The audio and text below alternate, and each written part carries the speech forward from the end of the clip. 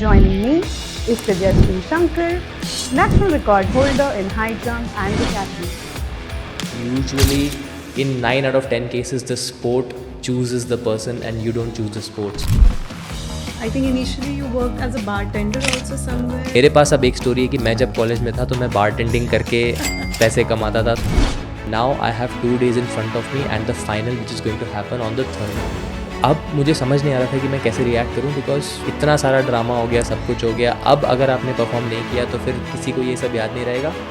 और दूसरा, in my mind I thought TJ आज अगर तुमने यहाँ पे मेडल नहीं लिया तो फिर मैं तो कहता हूँ कि अपने जूतों को यहीं पे हैंग कर दो और संन्यास ले लो, आगे बढ़ो जीवन में.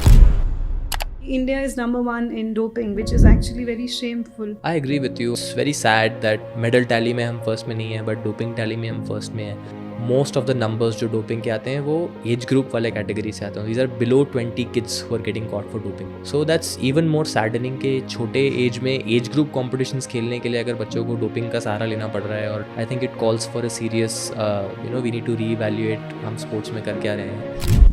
You were in college, you met Gary Calvert, like जो नीरज चोपड़ा के उस टाइम पे कोच थे.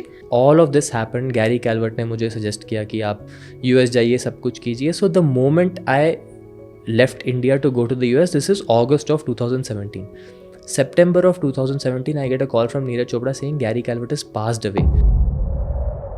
This was the person who was the catalyst of the movement कि आपने US जाना चाहिए, पढ़ना चाहिए, खेलना चाहिए. नहीं तो मेरा ऐसा कोई एम्बिशन नहीं था. स्पोर्ट्स में कभी भी कुछ आइडियल नहीं होता और लाइफ में भी कुछ आइडियल नहीं है. Yes, there is a ideal that we want to chase but ज़रूरी नहीं है वो हर बार होगा आपके साथ. तो you want to be like a river कि आप जो आपको रास्ता मिले उसको पकड़ के जाओ, बट आपने बहना ज़रूरी है, आप रुक नहीं सकते. Hello and welcome to House of Glory, the sports podcast powered by Nikon India. Behind the scenes, beyond the game. Today's guest has the rare distinction of competing for India in 2 different disciplines and excelling at both. Joining me is Tejaswin Shankar, national record holder in high jump and decathlon.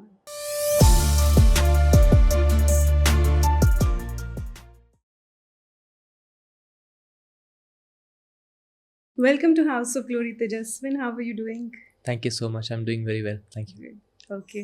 You were born in Delhi and your parents were both lawyers. And आपके जो father हैं वो BCCI में lawyer थे, तो बहुत ही sporting थोड़ा सा इन्वायरमेंट था और क्रिकेट का भी था. And we read about you कि आप भी छोटे थे तो आप क्रिकेटर ही बनना चाहते थे. Can you talk about your childhood? बिल्कुल. So the way I like to look at myself, मैं एक कंप्लीट इंडियन समझता हूँ अपने आप को क्योंकि जो मेरा जन्म है वो वाराणसी में हुआ था actually. Okay. My mother is from Banaras but we are Tamilians. तो मतलब तमिलनाडु का जो साउथ है वो भी है, नॉर्थ का क्योंकि मेरी मम्मी वहाँ से, हम रहते दिल्ली में है. सो आई फील लाइक पूरा इंडिया एनकम्पास हो जाता है. So I am cosmopolitan Indian. हाँ जी, एक पूरा तड़का हो जाता है. बट दैट बीइंग सेड, बिल्कुल. So I did all my schooling in Delhi. पैदा होते आई थिंक 10 दिन के बाद तो आ ही गया था मैं दिल्ली में. सो तब से लेके अभी तक I have been living in Delhi. Full and full Delhi boy अपने आप को मैं मानता हूँ. तो जो भी मतलब मेरा अपब्रिंगिंग है सब यहाँ पे हुआ है. Went to Sardar Patel Vidyalaya which is a school in Lodhi road. So that's where I did my schooling. So and that's where I picked up sports, high jumping. But उससे पहले ग्रोइंग अप, जैसा कि आपने कहा कि मेरे family, we have a family of lawyers. But that being said, I was never too incline towards studies growing up. Obviously as a young kid, जो Tamil families में बहुत कॉमन होता है वो ये होता है कि वो अपने बच्चों को हर चीज़ में डालते हैं. तो जब मैं छोटा था तबला भी बजाता था, मृदंगम बजाता था, गाना गाता था. अब आप ये मत बोलिएगा कि गा के दिखाओ, बट गाना भी गाता था. Then I played badminton, that was one of my first sports. Tennis खेला, स्विमिंग किया, क्रिकेट खेला. And then eventually I moved into high jump. So I think even before you ask me, the first message that I'd like to share to parents is, if you want your kid to become a really good athlete, usually in 9 out of 10 cases the sport chooses the person and you don't choose the sport. So as parents, you don't want to push your athlete or push your child into one thing. तो वो एक तरीके से naturally मेरे घर में हुआ क्योंकि कोई चाहता नहीं था कि मैं खिलाड़ी बनूँ, ना मुझे पता था उसका मतलब क्या है. But since I was involved in so many activities, खेल ने मुझे चुन लिया और आज मैं आपके साथ बैठा हूँ यहाँ. Right. And I was also reading कि कहीं ना कहीं कि आपके फादर शायद बहुत ज़्यादा खुश नहीं थे स्टार्टिंग में जब आपने क्रिकेट छोड़ के एथलेटिक्स लिया, ऐसा भी था? बिल्कुल, उसके पीछे का रीज़न ये था कि and this is around 2014 is when I started athletics. उससे पहले एथलेटिक्स के बारे में मुझे इतना नहीं पता था। ऑब्वियसली 2010 कॉमनवेल्थ गेम्स जब हुए थे तो तब वो दिल्ली में हुए थे और तब Oh, मैं स्कूल में yes. था, तो हम देखने के लिए गए थे क्योंकि हमें टिकट्स मिले थे।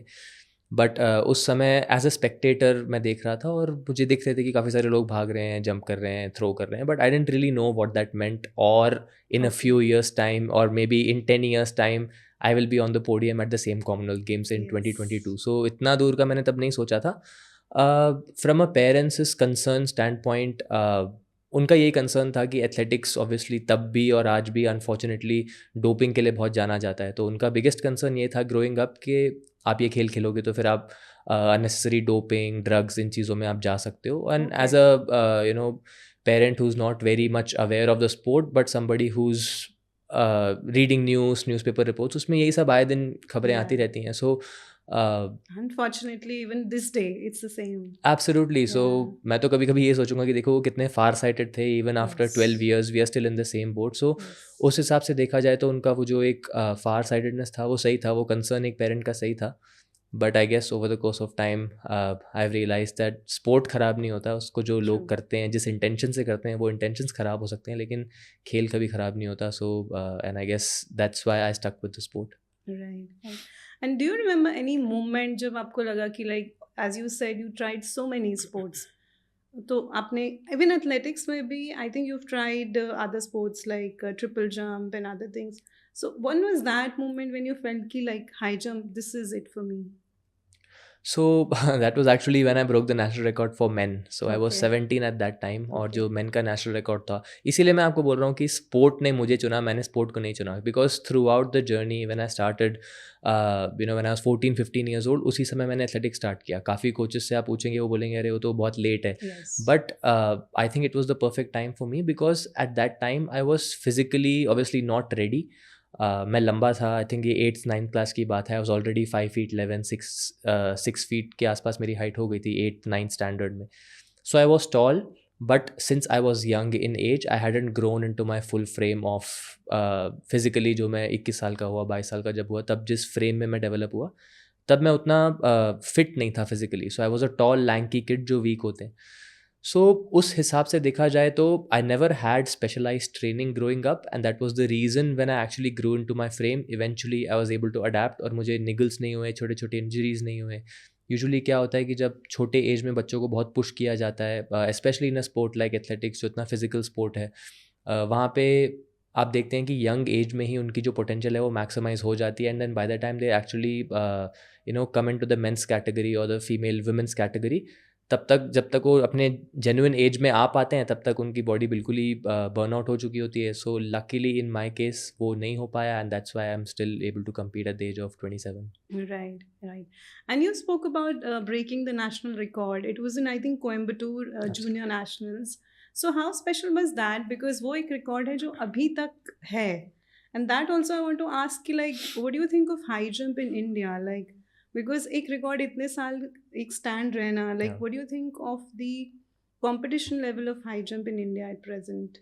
No, it was really cool, especially when I was 17. उस समय मैंने नेशनल रिकॉर्ड तोड़ा था मेन का, and for me at that time as a 17-year-old kid मुझे इसका मतलब नहीं पता था कि नेशनल रिकॉर्ड तोड़ने का मतलब क्या होता है। मैं गया, मैंने जंप किया and after a point everybody was getting excited, तो मैं भी एक्साइटेड था, बट मुझे उसका जो the magnanimity of the moment I never understood.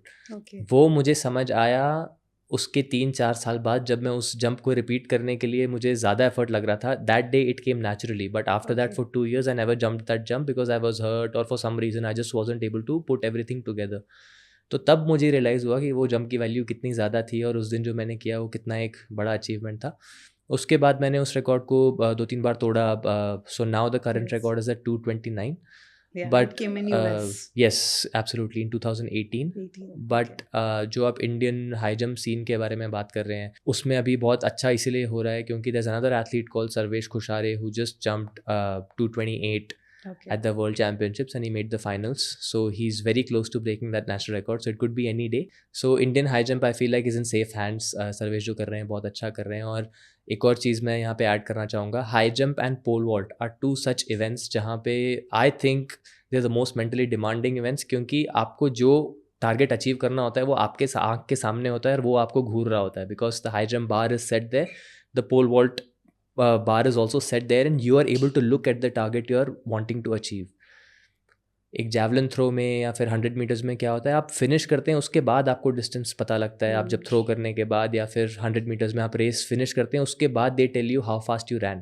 But in the high jump the bar is staring at you and this is what you have to clear. So you have to be extremely mentally competitive and channeled. और इसका मैं उदाहरण हम जब पिछले बार मिले थे heavier सोटोमेर वाले कॉन्क्लेव में, तो वहाँ पे हमें जो वर्ल्ड रिकॉर्ड होल्डर हैं हैवियर सोटोमेर, उन्होंने भी इसके बारे में एक छोटा सा क्लिनिक दिया था.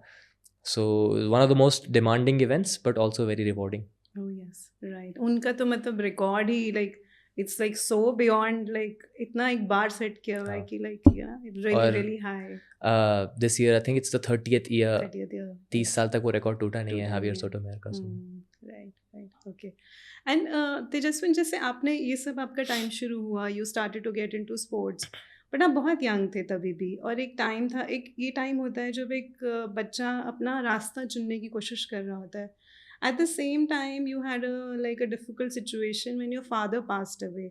तो वो एक you know as a young athlete trying to find his way both in sports and in life, उसका कितना बड़ा इम्पैक्ट हुआ आपको लाइफ में, and how did you like face that time? So again, since I was born and brought up in Delhi, I went to a good school. So कहीं ना कहीं वो जो आप जिस चीज़ की बात कर रहे हैं, you know, some of the difficulties or you know setbacks that you face, lot of times हमें लगता है कि हम उसके through you know we're able to navigate, but lot of times what happens is the people around you, the ecosystem around you really helps absorb a lot of that pressure ताकि आपके ऊपर वो आता नहीं है. So at that time I was in 10th standard और I believe 9th standard में था, तो मैं 2014 की बात है ये. I was still navigating my journey. I was a teenager. सबसे पहले तो जब टीनेज में होते हैं आपके हार्मोन्स इतने सारे होते हैं, you just don't know how to process you know a certain incident that happens in your life, and at the same time it's very difficult for you to comprehend, make sure you make the right choices. तो उस समय जो मेरा ecosystem था, मेरे teachers थे school में, मेरे फैमिली मेम्बर्स थे, उनका बहुत ज़्यादा सपोर्ट था with respect to letting me deal with my emotions. At the same time जो मैं पाथ चूज़ करना चाहता हूँ अपने आप के लिए वो मैं चूज़ करूँ विदाउट एडिड प्रेशर. सो एक तरीके से स्पोर्ट जो खेल है, एथलेटिक्स है, उस समय it came as a outlet for me कि मैं अपने फ्रस्ट्रेशन को या फिर I am not able to deal with my emotions, I just lost a parent, I am still in school, I have to go give my exam. I mean there is just so many things going on. What will I tell my friends? What will they think of me? There's just so many things that go on when you're in 9th standard. You just don't know how to deal with that emotion. तो उस समय sport मेरे लिए एक ऐसी चीज़ थी कि मैं कभी भी जाके अगर फील्ड में भागता या फिर जंप करता या फिर मैं बस फील्ड में रहता तो मुझे वो बर्डन कभी भी फील नहीं होता, या फिर मैं और कुछ मेरे दिमाग में नहीं चलता, बस ये चलता कि मैं अच्छे से जंप कैसे करूँ, या फिर मैं अपने इमोशंस को फील्ड में बहा पाता था.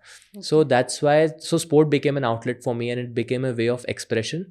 और कहीं ना कहीं वहाँ से you know the inspiration that I got from being in the field and just being able to express myself without having to say a single word, वो आई थिंक कहीं ना कहीं मुझे बहुत रेजोनेट हुआ, and that's why I am still doing sport. And another very interesting thing about you is that you know, मुझे ऐसा लगता है कि you can tell us better कि आपने स्पोर्ट्स को जितना मतलब बोल सकते हैं कि महत्व दिया है, आपने इवन एजुकेशन पे भी उतना ही फोकस किया है.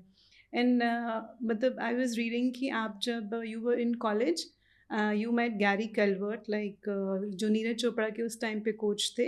सो how did that happen and how did the shift, जो आपने 4 year स्कॉलरशिप लेके आप कैंसस गए, आपने एजुकेशन किया उस टाइम पे, उस टाइम के बारे में थोड़ा सा बताइए, like getting into the NCAA वो क्या है एंड दैट टाइम. तो इसकी जर्नी ऐसे शुरू होती है. This is I think 2017 when you know one I broke the high jump national record. This was in Coimbatore. But before that, in 2016, Neeraj Chopra had already broken the world junior record in Poland. Okay. So उस समय जब उन्होंने वो किया था, तो there was this coach called Gary Calvert. That was the first foreign coach that the federation had brought in for Neeraj Chopra. So वो बैंगलोर में उस समय ट्रेनिंग कर रहे थे. तो after I jumped, luckily I had that, and since Neeraj and I, we grew up together. मैं साथ में grow up नहीं किया, but we went to similar competitions. तो मैं उनको पहले से जानता था, उनके बारे में मैंने सुना था कि एक यंगस्टर है जो अच्छा कर रहा है, बट ऑब्वियसली मुझे ये नहीं पता था कि वो नीरज चोपड़ा जो आज हम जिसको जानते हैं वो बन जाएंगे. But at that time we went to similar competitions and that's how we knew each other. So one fine day in 2017 I happen to be in Bangalore. तो तब मैंने उनको फ़ोन किया, मैंने बोला कि चलो मिलते हैं, मैं आ रहा हूँ साई कैंपस में. वो साई कैंपस में तब रहते थे. So that's when I met Gary Calvert जो उनके कोच थे. So when I was interacting with Gary, तो गैरी ने मुझे कहा कि so what's your plan for the future, आप क्या करना चाहते हैं, आपने तो इतना अच्छा जंप किया है, 226 is a very good jump, so what are you going to do with this. तो I said my goal is to, अभी तो मैं 11th में हूँ, 12th में हूँ, सो इस साल बोर्ड एग्ज़ाम दे देंगे और उसके बाद I try and get in to some university, but my focus is to do sport full time. ऐसे करके मैं अपना पढ़ाई सब कुछ छोड़ के I do sports full time. तो तब गैरी ने बोला, बट आपसे तो मैं कम्युनिकेट अच्छे से कर पा रहा हूँ, you know you speak well, you are articulate, so I think you should pursue education, you should go to the US और वहाँ पे आप पढ़ सकते हो और खेल सकते हो. Okay. तो मैंने बोला जी मुझे फ्री में कौन यहाँ से US लेके जाएगा, I don't have that much money to spend, और यू नो 40-50 lakhs होता है, तो इतना पैसा मैं कहाँ से लेके आऊँगा अपने एजुकेशन के लिए, और ना मेरे को इंटरेस्ट है दूसरे कंट्री में जाके करने का, वहाँ का कल्चर कैसा है क्या, I am not very comfortable going there. तो उन्होंने बोला नहीं आपको जाना चाहिए, it will be very beneficial. So now we are in 2017 March April के आसपास. तो तब मैंने उनकी बात सुनी, मैंने बोला चलो ठीक है ट्राई करके देखते हैं, but I have one condition and that is I want to train under the best coach. And then I googled best coach for high jump, and turns out this coach Cliff Rovelto, उनका नाम आया और Kansas State University ऐसे करके आया. तो मैंने Gary को बोला जी मुझे इसी यूनिवर्सिटी में जाना है और कहीं नहीं जाना है. But he said well there's some even bigger universities, you know, that are more famous universities, आप वहाँ पे क्यों नहीं जाते, आपका तो easily admission हो जाएगा. I said well my goal is to do high jump, and since you said I must go there, I want to go to this university. अच्छा. Then he emailed a few universities on my behalf. उनके क्योंकि coaches के connect थे, contact थे, तो उन्होंने 5-6-7 universities को message किया. सब ने मुझ पे इंटरेस्ट दिखाया except for this one university that I wanted to go to, which is the best university. Okay. So तब गैरी मेरे पास आए, बोले कि यार यहाँ तो प्रॉब्लम हो गया है, क्योंकि these are some of the best universities that you can go to, तुम्हारा तो इसके बाद लाइफ सेट हो जाएगा, since you will be an alumni of this university, so why don't you want to go there. I said So because what were these universities? there were some really good LSU, University of Georgia, UCLA, USC, some of the top universities for Okay. sport and life. So I said नहीं मुझे Kansas State जाना. उन्होंने बोला इसका तो नाम मैंने भी नहीं सुना है, आप क्यों इसमें जाना चाहते हो. I said because of the coach, because Right. the first name that popped up was Cliff Rovelto and I want to go and train with him. I was that clear. मुझे ये भी नहीं पता है Kansas अमेरिका के map में कहाँ होता है, लेकिन मुझे जाना Kansas State है. Okay. So then he said okay fine. So now we are in, and again ऐसे लिम्बो में थे, जाना नहीं जाना तो कुछ पता नहीं था. Now comes June of 2017 और अचानक मेरे फ़ोन पे एक फ़ोन आया +1 कंट्री कोड के साथ, एंड दैट्स द अमेरिका का वो कंट्री कोड होता है. तो +1 के कंट्री कोड से मुझे एक फ़ोन आया और मुझे लगा किसका फ़ोन होगा, तो मैंने फ़ोन उठाया एंड देन उसमें बोला कि हे दिस इज़ क्लिफ. मैंने बोला अरे क्लिफ रोवेल्टो. बोले हाँ मैं क्लिफ रोवेल्टो. सो आई सेड मैं गाड़ी चला रहा था, मैंने फटाफट गाड़ी को साइड में फ्लाईओवर में पार्क किया. मम्मी बोल रही थी क्या हो रहा है क्या हो रहा है. मैंने बोला अरे आप शांत रहो, मैं गाड़ी को हमने पार्क किया because I was so excited. I picked up the call. He said, hey, this is Cliff. There's an opportunity that opened up. मैंने आपका email देखा था कुछ महीने पहले, but at that time we didn't have a roster spot. But now one of the athletes in our team, he just transferred out, so we have a spot for a high jumper. Are you interested?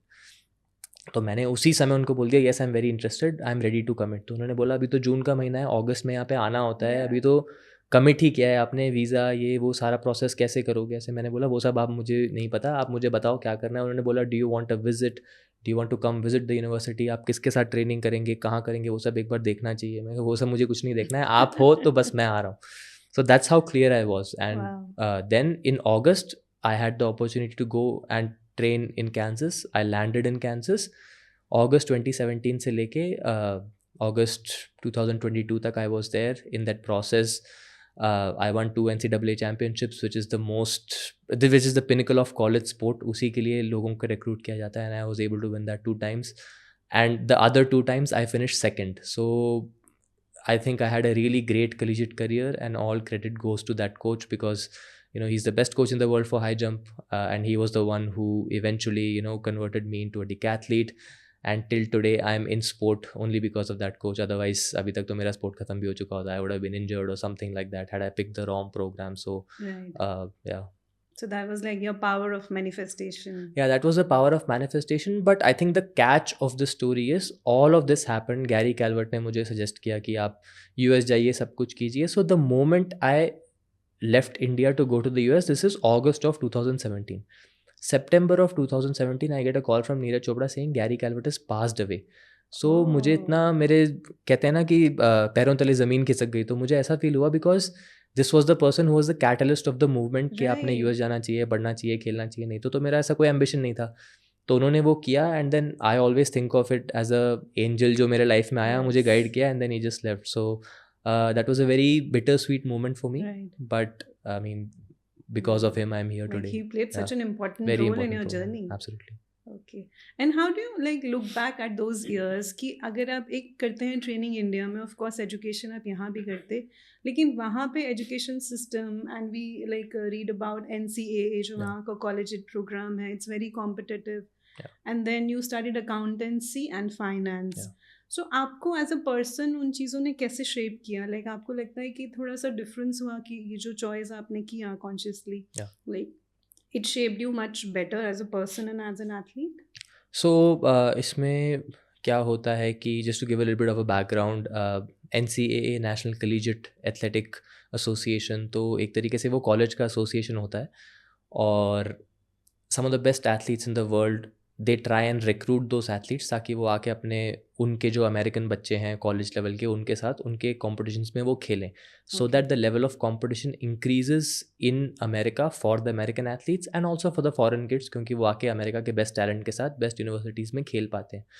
इससे फ़ायदा क्या होता है कि, and this is for all sports, for majority of sports, wrestling में होता है, athletics में होता है, lacrosse, baseball, American football, basketball, बहुत सारे स्पोर्ट्स में बहुत कॉम्पिटिटिव होता है कलीजिएट स्पोर्ट में खेलना और ऑब्वियसली उसमें compete करना. So I got this offer to go there and obviously because of Gary. But इसमें क्या होता है, एक्सपोजर इतना अच्छा होता है because most of the athletes, so to give you some context, जब मैं कॉमनवेल्थ गेम्स में 2022 में after I graduated when I competed at the Commonwealth Games, barring 2 athletes, rest everybody had been through the NCAA system at some point in their life, and on that day somebody was representing Jamaica, Singapore, XYZ because अब वो अपने country को represent कर रहे हैं. So similarly at the Olympic level, at the Asian Games level, there are a lot of athletes. A fun stat from Paris Olympics जो अभी पीछे हुए थे, उसमें ये था कि I think close to 2000 some athletes competed at the Paris Olympics who had been in the NCAA system at some point in their life. तो अगर NCAA कंट्री होता तो उसकी सबसे ज़्यादा पार्टिसिपेशन होती और सबसे ज़्यादा मेडल्स होते. So that's how strong the collegiate program is in the US. तो बहुत सारे लोग एस्पायर करते हैं वहाँ जाके compete करने के लिए, क्योंकि उन 4 साल में या तो आप मेक और ब्रेक हो जाता है, या तो आपको पता लग जाता है कि ये स्पोर्ट आपके लिए है और आप इसमें अच्छा कर सकते हैं because you are competing with the best in the world in that age group, या फिर आप छोड़ देते हैं 4 साल बाद कि भाई नहीं हो पाएगा क्योंकि इट्स वेरी कंपेटिटिव और यू गेट हर्ट और something like that happens because the pressure is very high. So बहुत सारे लोगों का स्पोर्ट वहीं पे ख़त्म हो जाता है, but it gives you a good experience. And the way they answer this question is, अरे but at the end of 4 years at least you have a degree to carry on in your life. तो ऐसा नहीं है कि तो incentive आपको ये है कि आप वहाँ जाके पढ़ सकते हैं, at the same time you have to do competitive sport. अब आपने बोला कि पढ़ाई और स्पोर्ट मैनेज कैसे होती है, वो मैनेज होने का रीज़न ये है कि since everybody around you is studying and doing sport, you are compelled to do it because आपको कुछ, usually every human being is product of their environment. आपका एनवायरनमेंट जैसे होगा वैसे आप होंगे. अब मैं अपने आसपास सारे खिलाड़ी को, एक शकारी रिचर्डसन को, एक मोंडो डुप्लांटिस को, एक सिडनी मैकलॉकलिन को स्कूल में जाते हुए देख रहा हूँ. यूनिवर्सिटी में वो कोई बायोकेमिस्ट्री पढ़ रहा है, कोई कुछ कर रहा है, and next day they're going out and breaking world records. तो मुझे तो बड़ा छोटा लगता है कि यार मैंने तो इतना कुछ भी नहीं किया, उसके बाद भी मैं स्कूल में जाने से और अपने आप को मोटिवेट करने से इतना कतरा रहा हूँ. So I think that's what the collegiate system does, is puts you in a spot, it puts you on the spotlight. और फिर उसके बाद आपके पास वो अपॉर्चुनिटी होती है. And then at the end of 4 years, 5 years, when I look back, I have 2 bachelor's degrees, I have a master's degree. So it really helps put perspective. Additionally, something else that did help me, going to school, going to university, was the fact that जब आप कोई भी parallel career path choose करते हैं, तो मुझे sport में उसका बहुत बेनिफिट हुआ because as a full time athlete, अभी मैं पिछले 2-3 साल से सिर्फ एक एथलीट हूँ after my Asian games medal. Now I can afford to be a full time athlete where I am just focusing on my training. But the problem that I've seen with that is I can't focus for 24 hours in just sport, क्योंकि वो मेरे को detrimental ज़्यादा हो रहा है मेरे लिए rather than अच्छा। helping me. Okay. So I think there's two types of people. Some जो पूरा टाइम फोकस कर सकते हैं अपने काम पे और अच्छा कर सकते हैं, जैसे कोबी ब्रायंट एक बहुत अच्छे उदाहरण है. हर समय वो हर चीज़ को उन्होंने बोला है कि उनके पॉडकास्ट में या फिर उनके जो टॉक्स होते हैं वो बताते हैं कि anywhere I go, what ever I do, I think of basketball, और जहाँ भी मैं होता हूँ उससे मैं अपने बास्केटबॉल स्किल को कैसे बेटर करना है उस एक्सपीरियंस से I take it back to the court. So ऐसे भी कुछ लोग हो सकते हैं, बट मेरे जैसा जो होता है उसको ये है कि भाई ये भी करना है, वो भी करना है, वो भी करना है, because I am a combined events athlete. I like to do 10 events, so I need 10 things in my life to keep me entertained, and that's why going to school was a really good way of taking some of my mind off of the sport for some time, so that when I'm on the field for 3 hours 4 hours I can give my 110%, और मैं पूरा दिन उसके बारे में ना सोचूं, लेकिन जिस समय मैं वहाँ पे हूँ मैं अपना पूरा वहाँ पे दे सकूँ, so that over a period of time I can excel in sport, and that's what happened. So एक तरीके से मेरे को बहुत benefit किया going to university, which was to build a personality, build perspective, and try to bring that back into sport and try to succeed in sport. Yeah, that's a very interesting perspective that you give us. Yeah. Okay. And यही time था, I think you were working also. I think initially you worked as a bartender also somewhere, and then आपने Deloitte में भी काम किया with the audit staff. तो वो उसके पीछे क्या thought था? Like, was it just like because you wanted to say sustain yourself, or like at the same time जैसे आपने बोला मुझे different चीज़ें चाहिए, कि आप ये सब करके देख रहे थे अपनी life में? So reality of the situation is जब this is my last year of college, so अब मैंने अपना master's program में just ख़त्म करने वाला हूँ, and at that time obviously as a student in university, अब अगर मैं हमेशा ये सोचता हूँ कि आपको अपने सारे experiences life के complete कर लेने चाहिए. You shouldn't give up on some opportunities just because you know what people will think, or just because oh I have something else that's more important, so I'm going to give up on this opportunity. So the opportunity to work on campus, जो बहुत famous होता है कि आप जब किसी college में US में जाते हैं या बाहर कंट्री में जाते हैं तो वहाँ पे काम करने को मिलता है. हमारे इंडिया में वो सुविधा नहीं है क्योंकि उसकी ज़रूरत नहीं है. अब जैसे हर पेरेंट की या फिर हर एक फ्रेंड की, कज़न की एक स्टोरी होती है कि अरे जब मैं कॉलेज में था तो मैं लाइट के नीचे पढ़ता था. Yes. तो मेरे पास अब एक स्टोरी है कि मैं जब कॉलेज में था तो मैं बारटेंडिंग करके पैसे कमाता था. तो अब मतलब it's a story and it's very fun, एक एक्सपीरियंस है आपके लाइफ में. सो उसका एडवांटेज ये था कि I learn how to make some cocktails, I worked on my interpersonal skills. मुझे लोगों के साथ इंटरेक्ट कैसे करना है वो मैंने थोड़ा सा सीखा. But it was very fun, it was a fun experience. मैं मजबूरी से नहीं कर रहा था, but I was doing it because I wanted to fill up my schedule and do something worthwhile and learn a new skill. So bartending के पीछे की कहानी ये है.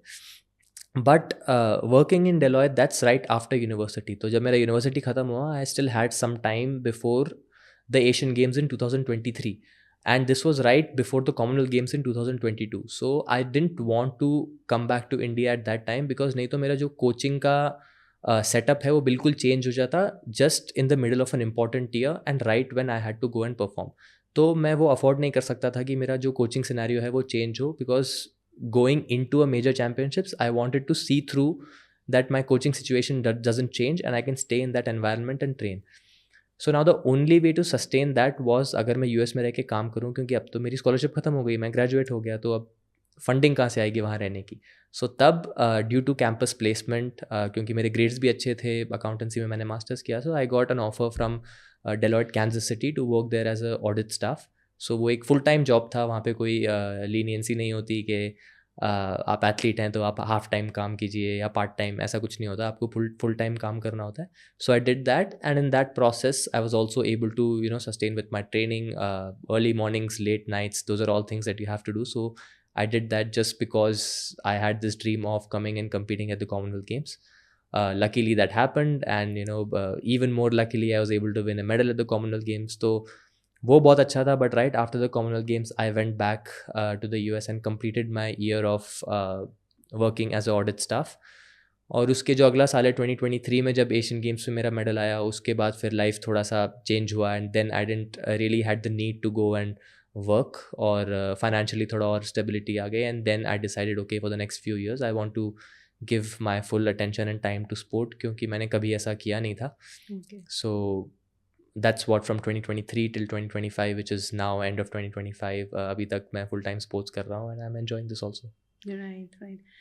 You just spoke about the Commonwealth medal and like luckily you said कि आ गया, but इतना आसान नहीं था वो वाला मेडल आना. बहुत सारे challenges हुए, बहुत सारी कहानियाँ हुई, and you got the qualification mark. लेकिन इंडिया में the Athletics Federation of India it was not willing to recognize क्योंकि आपका mark US से में आया था qualification mark and not here. And then like it was a legal battle. So how difficult was that time, like, and as an athlete जब ये चीज़ें face करनी पड़ती हैं, so you know like we speak about कि एक athlete should be focused on his training, his sleep and nutrition, but here you were, you know, inside like within a legal battle. So how was that time, and like can you tell us about that? बिल्कुल. सो आपने जो बोला, ideally that's the ideal scenario where an athlete just has to focus on their training, sport, but life में कुछ ideal नहीं होता है, and the whole word life means that there's gonna be challenges, there's gonna be situations which you have to navigate. आप उसको navigate नहीं करेंगे और ये सोचेंगे कि अरे लेकिन आइडियल वर्ल्ड में तो ऐसे होता, तो फिर वो सबसे गलत सोच है. Because you have to learn to, आपको एक नदी के जैसे होना ही पड़ेगा. अगर आपने किसी भी चीज़ में, मैं सिर्फ ये स्पोर्ट्स के लिए नहीं कह रहा हूँ, आपको कुछ भी करना है तो आपको एक नदी के जैसे होना पड़ेगा. जहाँ रास्ता है वहाँ से आपको निकलना ही पड़ेगा. सो this is what happened in 2022. Even though I achieve the qualification standard, eight that time ऐसा कोई रूल नहीं था इंडिया में कि आपको इंडिया में नेशनल्स में ही जंप करना है तभी आप क्वालिफाई करेंगे, या फिर अगर आप बाहर जंप करेंगे तो हम आपको सिलेक्शन के लिए कंसिडर नहीं करेंगे. ऐसा उस समय कोई क्लियर कॉन्क्रीट रूल नहीं था.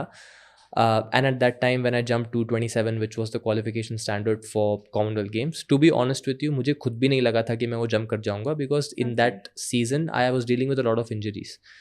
बट जैसे ही वो जंप हुआ, I was shocked because physically I don't, maybe I was ready physically, but mentally I wasn't ready to accept the fact that I jump that high, because I just was hurt. मुझे कुछ ना कुछ injuries थी. But the moment that happened, then I quickly message the federation saying कि ऐसे मैंने achieve कर लिया है स्टैंडर्ड. तो उन्होंने बोला आपने यहाँ तो नहीं किया तो हम आपको नहीं सिलेक्ट कर सकते. So then you know one thing led to the other, because obviously अब मैंने अचीव किया स्टैंडर्ड, तो as an athlete I want to go to the Commonwealth games. That's what defines me. And at that time in my head, अगर मैं Commonwealth games नहीं गया तो इतने साल मैंने जो स्पोर्ट्स किया है उसका क्या फ़ायदा. मतलब इस एक चीज़ के लिए तो मैंने किया है कि मैं अपने कंट्री को रिप्रेजेंट कर पाऊँ. The whole reason for going and training in the US और गोइंग टू स्टडी और having that conversation with Gary Calvert in 2017 was to try and become the best high jumper that I can be. और आज मेरे सामने वो एक opportunity है, और अगर मैं उसको अपने हाथ से स्लिप होने दे दूँ तो फिर वो कैसे होगा. So that's when we decided okay, you know, we've let go a lot of opportunities. I don't want this to be another one of those opportunities. So we are going to do everything that we can in our power to fight and try to get that opportunity. This is where, you know, family support really comes in. मेरी mummy ने बहुत मेरी help की, बाकी family members ने बहुत help किया. And as emotionally it was a very turbulent time, because now imagine you're physically fit, you're in the best shape of your life, but then you don't know if you are going to go और not. एक दिन मुझे कहीं से खबर आ रही है कि भाई सिलेक्शन हो सकता है, एक दिन कहीं से खबर आ रही है कि नहीं डेडलाइन मिस हो गया है, किस दिन कुछ है, किस दिन कुछ है, किस दिन कोर्ट में है, किस दिन. So you just don't know if you are going to go और not. And then I think 3 days before the finals in Birmingham I found out that I am going. And the same day I got my visa also. ऐसा कभी होता नहीं है किसी की जर्नी में, but you know that's where thankful to the federation and the government कि क्विकली वो वीज़ा भी हो गया. The moment I found out that I am going, the same night I got my visa also, and the next day I was in Birmingham. So even though whatever happened, you know, in the past, now I have 2 days in front of me and the final which is going to happen on the 3rd day. तो अब मुझे समझ नहीं आ रहा था कि मैं कैसे रिएक्ट करूं, because now it's I felt like a deer in front of headlights कि आप ऐसे हैं और आपके सामने, you know, now the opportunity, the biggest stage of your life is in front of you. इतना सारा ड्रामा हो गया, सब कुछ हो गया, अब अगर आपने परफॉर्म नहीं किया तो फिर किसी को ये सब याद नहीं रहेगा. Yes. और दूसरा, in my mind I thought TJ आज अगर तुमने यहाँ पे मेडल नहीं लिया तो फिर मैं तो कहता हूँ कि अपने जूतों को यहीं पे हैंग कर दो और संन्यास ले लो, आगे बढ़ो जीवन में, क्योंकि it's going to be a very difficult time. So one thing after the next happened, you know, at the competition, I cleared my first bar, cleared my second bar without any misses, cleared my third bar. That day it was a bit chilly also. तो इसीलिए मुझे एक आभास हो गया था कि बहुत ज़्यादा हाई जंपिंग competition ही नहीं होगा, because the atmosphere is getting chilly. So it's really important to make sure that I don't have any misses. नहीं तो count back में मैं medal हार जाऊँगा, because the guy who finished 4th and 5th, I believe, both of them jumped the same height that I jumped, but just because I didn't have any misses, I won the bronze medal. So पूरे competition में मेरे मन में यही चल रहा था कि मिस एक भी नहीं होना चाहिए, मिस एक भी नहीं होना चाहिए. Luckily up until 222 I made the the height in my first attempts, and then obviously the other two, the Australian Brendan Stark and Hamish Kerr, who won the Commonwealth Games that year. Today he's the Olympic champion. So very strong field, but obviously the heights were not that high that day because thoda sa thand thi atmosphere mein. But to be able to win that medal, and then after I stood there, I felt like, to be honest, मुझे ऐसा लगा कि 5-6 kilo मेरे शरीर का घट गया है because वो stress था actually, वो I think weight नहीं था. But I just felt emotionally so relieved, and everybody went crazy because nobody was expecting me to go, let alone win a medal. So the fact that I was standing there, I was the first athletics medal in India that day, क्योंकि वो campaign मैंने, high jump was the first event, one of the first events. So I started off the campaign. उसके बाद it was a historic Commonwealth Games for Indian athletics, क्योंकि बहुत सारे medals आए, long jump, triple jump, race walking, And I think high jump का javelin भी throw. first ever medal था ना Commonwealth Absolutely, that was the Games? first Yeah. time, the first Indian medal for high jump also. So a lot of firsts in that competition, but also a first for me was to learn कि sports में कभी भी कुछ ideal नहीं होता, और life में भी कुछ ideal नहीं है. Yes, there is an ideal that we want to chase, but ज़रूरी नहीं है वो हर बार होगा आपके साथ. तो you want to be like a river, कि आप जो आपको रास्ता मिले उसको पकड़ के जाओ, बट आपने बहना ज़रूरी है, आप रुक नहीं Wow. सकते. So Okay, great thought. Yeah, but कहीं ना कहीं आपको लगता है these things, like I know you said कि ideal कुछ नहीं होता है, challenges players को आते हैं, but ऐसे नहीं आते जैसे आपको आए. कहीं ना कहीं आपको लगता है these things reflect कि थोड़ी सी और flexibility की ज़रूरत है, थोड़ी सी openness की ज़रूरत है Indian sports में, so that athletes जो इतना सब कुछ कर रहे हैं कहीं ना कहीं पीछे ना रह जाएं. Like for you it happened, right? Imagine if it would not have happened, तो वो बहुत चीज़ आपके लिए मुश्किल हो जाती. नहीं, बिल्कुल, this is a very valid point, because in my case अभी मैं बैठ के इसके बारे में बात कर पा रहा हूँ क्योंकि मेरे लिए वो बहुत एक अच्छा सिचुएशन हो गया. I was able to medal and everything is now forgotten. But जो यहाँ पे मेडल नहीं कर पाते या फिर जो क्वालिफाई करके भी उनका सिलेक्शन नहीं हो पाता, so at that time I think somewhere down the line, उस समय ऑब्वियसली मैं इमोशनली रिएक्ट कर रहा था, मुझे ऐसा लग रहा था कि नहीं ऐसा होना चाहिए, मुझे भेजना चाहिए. But somewhere down the line I think the reality was Indian sports was also growing, and it's still growing, but at that time I don't think we were ready to capitalize on what's going to happen in Indian sports in the next few years, and that's what happened. उस समय हमारा जो system है वो इतना ready नहीं था, and over the course of time you have to get ready for a massive boom that happened. Similarly, in 2021 I don't think India was ready to see its first Olympic champion in Neeraj Chopra. जैसे ही हुआ, then people started scrambling ऐसे वैसे ऐसे, but at that time I don't think we were ready to accept the fact कि India से भी कोई Olympic champion बन सकता है. तो उसके बाद as a ripple effect you need that one catalyst. Neeraj Chopra was that catalyst in Indian athletics. Maybe Gagan Narang sir or Abhinav Bindra, maybe they were the catalyst for Indian shooting. So there's such people here and there who just shake up the ecosystem, और उनके एक चीज़ करने के बाद फिर सब लोग, everybody takes notice, अच्छा ऐसे होना चाहिए, ऐसे होना चाहिए, and then you start replicating other countries. But तब तक जैसे चलता रहे वैसे ही चलता आता है हमेशा. So I think that's what happened in 2022. Nobody was ready कि कोई कर भी जाएगा क्वालिफाई बाहर से भी, इंडिया से. So now there is a provision कि अगर आप इंडिया के बाहर खेलते हैं तो you have to eventually come back for one trial. So these are all rules that were made after the fact. So कुछ नया जब होता है तो people take notice and then they add that to the rule book. So that's what you were the path breaker, like आपने वो चीज़ को थोड़ा सा channelize करके शुरू करा. I think so, maybe. Yeah, that's amazing. Okay. And then Tejaswin, the shift happened to decathlon the very next year. So वो कैसे हुआ? So इसकी जर्नी क्या है, इसका स्टोरी ये है कि 2022 was when I won the Commonwealth Games like we just talked about. But throughout the 2022 season I was hurt. जैसा कि मैंने कहा, मुझे पता नहीं था कि मैं क्वालिफाई कर जाऊंगा, because throughout the season I was suffering from severe tendonitis in my knee, and this is very common for high jumpers, long jumpers.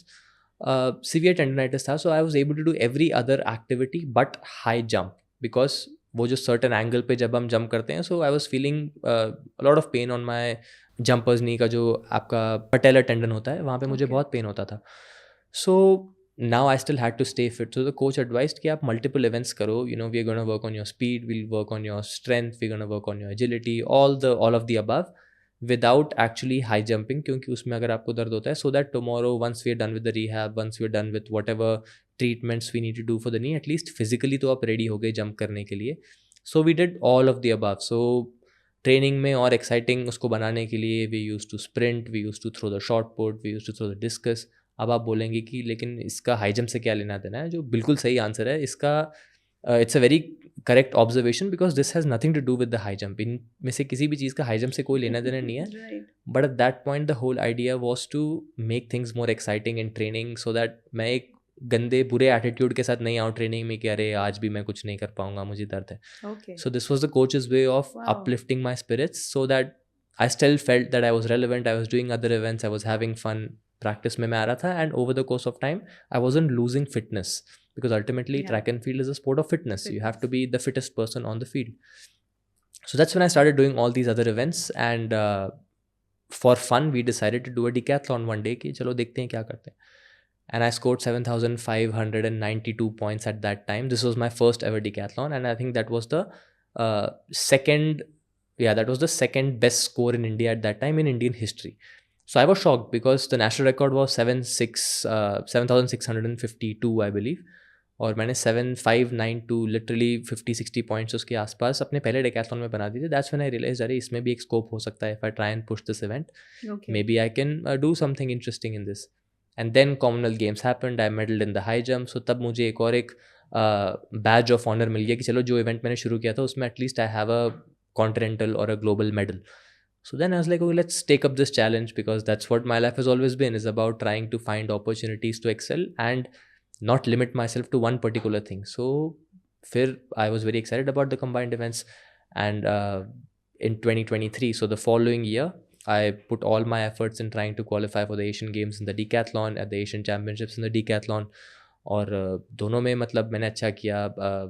At the Asian Games, I broke the national record eventually, but I medaled at the Asian Championships, medal at the Asian Games. So that was like a very ironical moment for me. मैंने कभी expect नहीं किया था कि इस event में भी मैं अच्छा कर जाऊँगा, और the fact that I'm probably a more accomplished decathlete today than a high jumper, but I'm known for my high jumping abilities. Right. So I think it's very fulfilling and rewarding.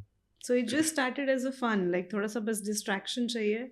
And Absolutely. here you were like as a national record holder and a medalist in Yeah, Asian Games. yeah. For like because decathlon उतना अभी famous नहीं है. Can you tell us viewers in simple words कि decathlon there are 10 events played over 2 days कि कैसे क्या होता है वो?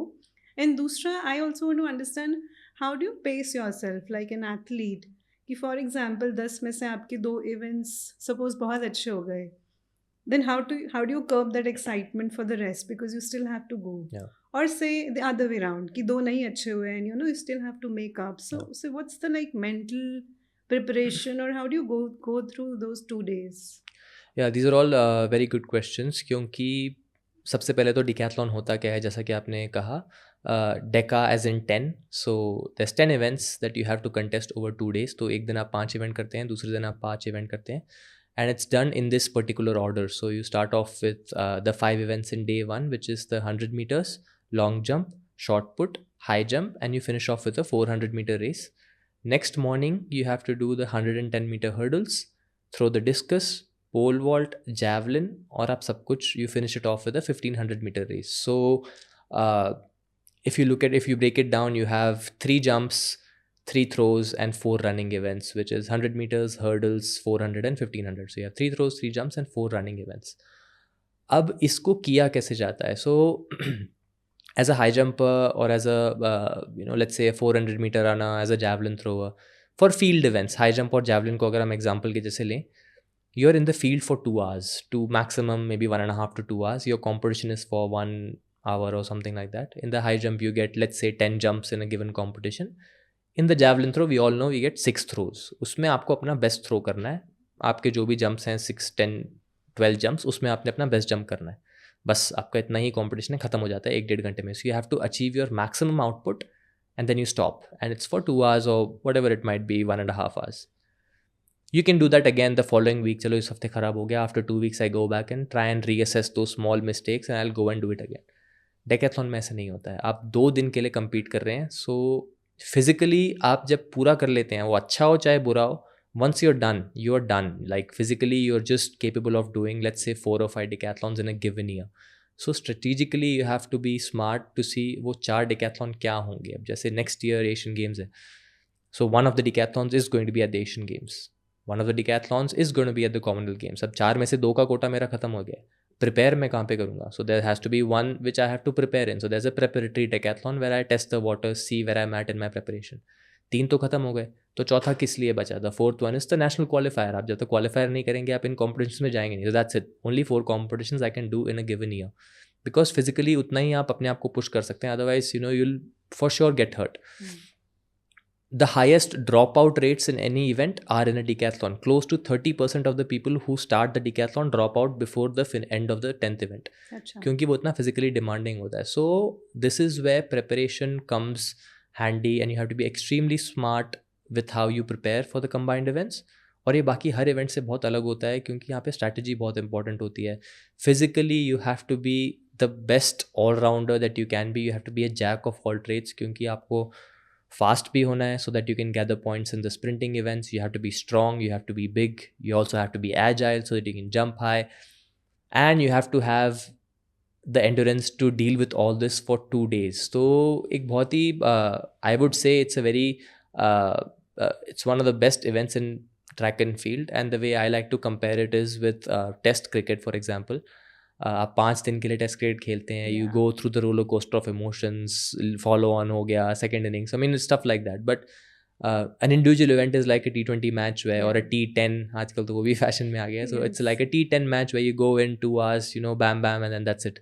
But you can't afford that in the combined events. तो इसीलिए जैसा आपने आपका जो सेकंड क्वेश्चन था, अगर आप 2 इवेंट्स में अच्छा करते हैं या 3 इवेंट्स में ख़राब करते हैं, so how the scoring system works for the decathlon is, यदि उसमें I mean obviously there's 10 events, but in those 10 events I don't get points for winning one event or I don't get any first, second, third. इसमें इतना नहीं होता. What matters is what time did I finish that particular event in. So if I run the 100 meters in 11 seconds and you run it in 10.7, so since you ran faster you get more points than what I got. Her performance का एक certain score होता है, तो आपको ज़्यादा points मिलेंगे, मुझे उसमें कम पॉइंट्स मिलेंगे. But in the next event in the long jump, if I jump higher, if I jump farther, I get more points, you get little bit less. So at the end of 10 events जिसके सबसे ज़्यादा points होते हैं, the sum total of the points, वो वाला जो athlete है, they are declared the winner. So there some athletes who have really strong events, some athletes have weak events.